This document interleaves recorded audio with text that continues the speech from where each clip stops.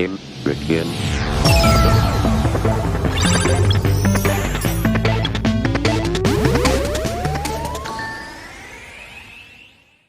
All right, let's get started then. Thank you for joining. I can't see how many of you are here, but I welcome each and every one of you.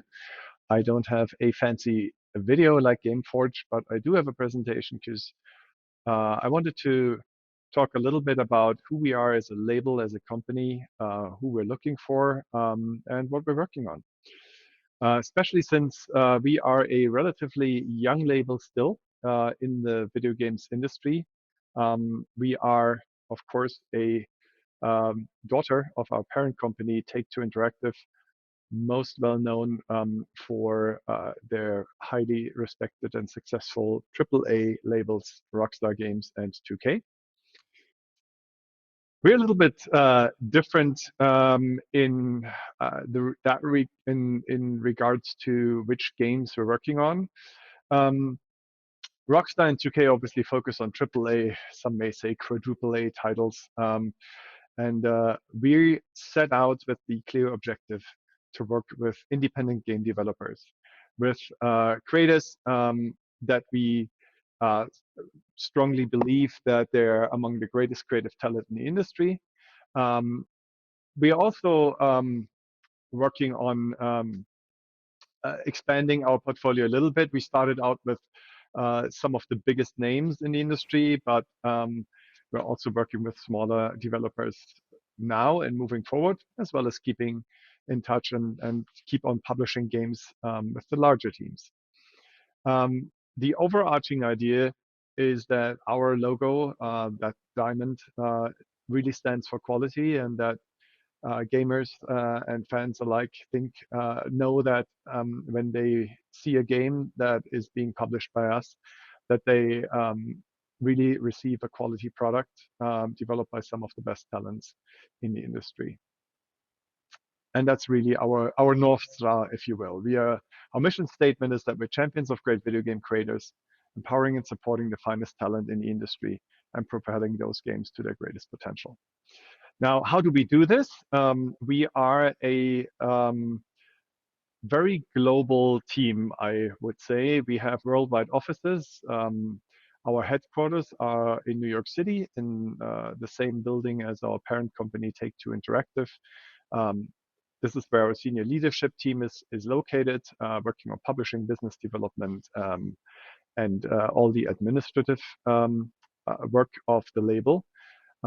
We have our production team based on the American West Coast in Seattle, which is a hotbed for developers.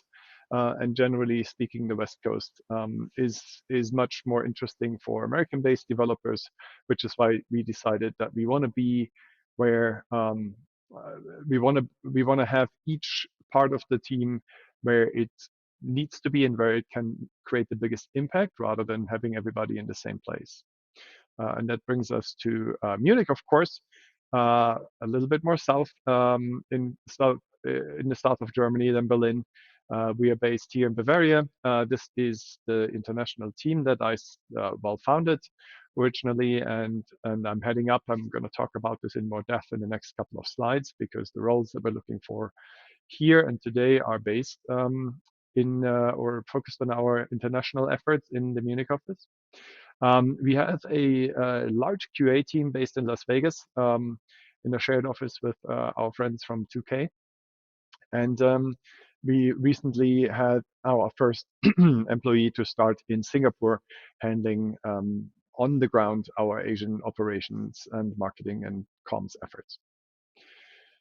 So we have seen some significant growth in the last 2 years. This was our very first team picture in 2017. Taken literally a week after I joined. This is very much everybody. This is Private Division. Every single person on the team. This picture was taken 3 years later, in February 2020. That was when people could still travel and meet in person around the world. And so, of course, a year and a half later, we didn't have the opportunity in the last 18 months, sadly, to come together, but the team has grown significantly since then as well. Here in Munich, this is really how we developed from just myself in 2017 to by now 9 people. And we are, if you looked at the job board, you will have seen that we are looking for 4 additional roles. So in 2020, there will be 13 of us just based here. Um, and one of the things that I really, really like about this team, we are the international um, team at Private Division, and my goal has always been to create an international team, not just by name, but also by its people. So we are a incredibly diverse team with very different backgrounds. Of the 9 folks, we have 2 people from Germany, one gentleman from Austria, one lady from Spain, one gentleman from Italy, and one lady from Poland. So we've got 5 different European countries here, along with clearly non-European countries like the UK, obviously European, non-EU, pardon the pun. And we also have a lady from Russia as well as a gentleman from Canada. So nine people on the team from 8 different countries. It's really important to us, and to me that we have people from different backgrounds, from who speak different languages, who know different markets, and it's really great to see a team coming together like this, all driven um, by the same hunger, by the same passion, by the same enthusiasm for video games, but everybody contributing in their own way. And what do we do? Here in Munich, we handle all of our international publishing. That includes marketing and communications, as well as game release management, be it age ratings in 11 different countries, metadata submissions, first party relations, you name it. Everything that really is needed to bring a video game to market in the territories that we cover over here, which is EMEA, Australia, New Zealand, and Asia. So we have a marketing team currently consisting of 3 people. And we're basically strengthening every single, or our goal is to strengthen every single department. We're looking for an international marketing coordinator on the marketing side. We have a comms team where we're handling everything from traditional PR to influencers to social media. It's currently 4 people, and we are looking for an international communications manager there. We have a marketing production team creating all kinds of fantastic assets, be it digital or physical. The marketing production team is currently based in New York exclusively, but we're looking for a marketing production artist based here in Munich, which is very exciting for us, and hopefully also, of course, for the person joining us, as this person will work directly with the team here on the marketing and comm side and creating international assets. And as mentioned, we are also doing game release management. Our game release manager is talking to age rating agencies from 11 different countries, discovering all kinds of interesting quirks all the time, handling our partner submissions for Nintendo, Sony, and Microsoft, as well as Steam and all of our other partners. And of course, as not just our team is growing, but our team is growing to support our growing product portfolio. We're looking for an additional game release manager as well.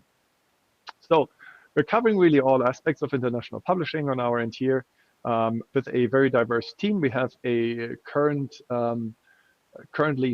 4 female, 5 male team members from, as mentioned, 8 different countries. And that really makes for a great team and great team relations. So since everybody understands what marketing and comms does, just a few examples on what the marketing production artists will be working on. As I mentioned, we are one of the few independent game publishers that also does physical distribution. It's one of the many advantages of being part of the Take-Two corporation. So we're not just doing digital, we're also producing physical assets, from packaging to really cool swag, as you can see here for our upcoming game, Ollie World. We're producing our own skateboard decks. We do custom consoles that we design ourselves, and again, many different forms of packaging, posters and T-shirts, and you name it. It's a really creative role as a marketing production artist, and unlike many of the bigger publishers, over here, the international team offers a lot of freedom in terms of what we do and what we can create for the markets that we handle. And all of this is, of course, for the games that we publish. And we are very proud of our current existing portfolio. And as I mentioned, it's always growing. So I just wanted to quickly go through the titles that we have published before. First and foremost, the Cobblespace program, a beloved spaceship and rocket building simulation that has been around for a while. We currently, earlier this year, we celebrated the 10-year anniversary of Cobblespace program, the original game. We picked up publishing rights back in 2016, and I've been working closely with the developer ever since on many, many different updates and recent even console versions and Gen 9 upgrades for PlayStation 5 and Xbox. And of course, we're also working on the sequel. Then the very first game that we published as a label was, and my clicker is not working at the moment. Give me 1 second.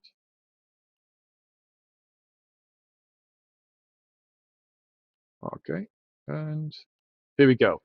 Ancestors, the Humankind Odyssey. This really falls squarely into our original goal of working with very established developers with lots of experience in the AAA space that then set out to found their own studios.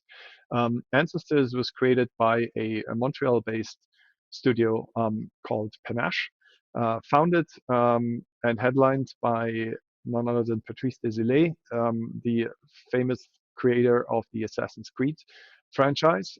After being the creative director for Assassin's Creed 1 and 2, he set out on his own venture, and a few years later founded Panache Entertainment, who did Ancestors: The Humankind Odyssey for us, which is a survival game set 10,000 years in the past, where you and your tribe try to survive in the jungle.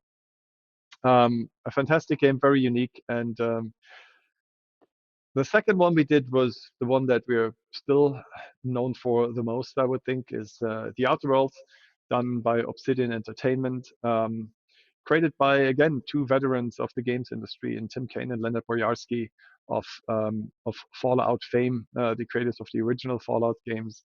A first-person RPG set in the outer worlds, literally in outer space, and on faraway planets, very humorous and highly successful. Really, the game that put Private Division on the map, I would think. Then last year we published Disintegration, which is a first-person shooter, again developed by a studio run by a veteran of the games industry, Markus Wilding, the co-creator of Halo, who started his own studio, V1 Interactive. We published the game Disintegration for them. That was the one game in our portfolio that wasn't probably as successful as we would like it to be. And we learned a very valuable lesson, and that is when you're going into the first-person shooter genre, going against the behemoths of the industry. Well, a game developed by 30 people is not is having a tough time going against games developed by 600 and more people. But we're still proud of this game. It had a number of very interesting ideas, and Markus Wilding has since returned to the warm embrace of Microsoft, and is now working on a new game for them. So sometimes it goes both ways, and people return to AAA from indie and vice versa.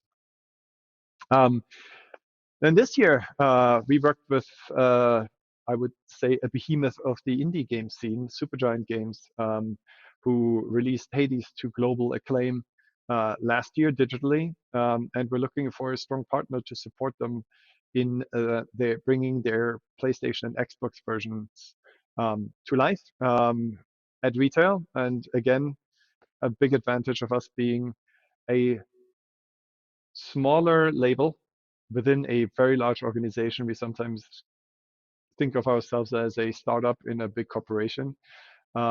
All of the freedom, none of the financial trouble. So best of both worlds, really. And one of these advantages is having a global sales team, both digitally and physically. So Supergiant chose us as a partner for this fantastic game of theirs. If you haven't played it, highly recommend it. And we brought it to market globally this summer. And our next game, which has already been announced earlier this year, is something very different. A quirky, fun, and very colorful skateboarding game called Ollie World by a British developer called Roll 7. Their previous games were of a more like pixelated retro side-scrolling style, and we're working with them on really taking Ollie to the next level in a still side-scrolling, but more 3D world with much higher production value than the previous games. And we can't wait to ship this game in, well, still this winter. As I mentioned, we are expanding as a label. We're looking for new folks to work with us because as we've previously published just one or maybe two titles per year, we're going to really crank up this starting next year with the goal to have 2 to 3 and sometimes even 4 full releases a year supported by DLC releases as well. And one move and one big step forward for us as a label, taking us to what we consider the next level, was our first acquisition of a developer in the aforementioned Roll 7, who we've worked with for the last 2 years on Ollie. Realized that we really enjoy working together and that we want to take this relationship to the next level as well. So we acquired this studio. We're working on multiple titles, and we're very much looking forward to seeing what else they can do. And then, of course, the biggest game in our lineup so far, I would argue, is next year's Cobblespace Program 2, a game that the developer, which is largely comprised of developers from the first game, has been working on for the last 2 years. We announced it at Gamescom a couple of years ago when there was still a physical Gamescom. And that will ship next year. Cobblespace Program has a global audience, a huge and active fan base, and we're very excited to bring this game to market once again, physical as well as retail, next year. And then, of course, we work on a multitude of other games, all of which are currently unannounced. But we did announce our partnership with another heavyweight of the indie game scene, with Moon Studios last year. Moon Studios is, of course, mostly known and very well known for their Ori titles, Ori and the Blind Forest, as well as Ori and the Will of the Wisps. They're working on completely new IP for us, and we can't wait to talk more about it, but can't at the moment. So we'll have to wait for that. But it's needless to say, it's going to be a massive project, and it's already a lot of fun to work on it, also on the marketing and on the production side. And it will make a big splash when it comes out at some point. And that's already it for my presentation. We made up some time here. All of the jobs that I mentioned are on the career page, but if there are any immediate questions, I'm happy to answer them as long as we have time. Yeah, thank you for that presentation. And yeah, we have one question from the Twitch chat. Bürgermeister Lehmann is asking, is Private Division doing financing as well or just publishing? That is a good question. We usually and typically do publishing. However, as I mentioned, we are currently expanding our portfolio. We're also expanding our strategy a little bit more. And this is actually something we haven't spoken about this publicly a lot, but we are considering financing projects and developers as well without actively publishing them. So if the Bürgermeister is part of which I might assume, a developer that is looking for financing and yet not publishing, feel free to reach out, and we'll certainly can take a look. Yeah, cool. I love it so much that you're making also physical copies of the games.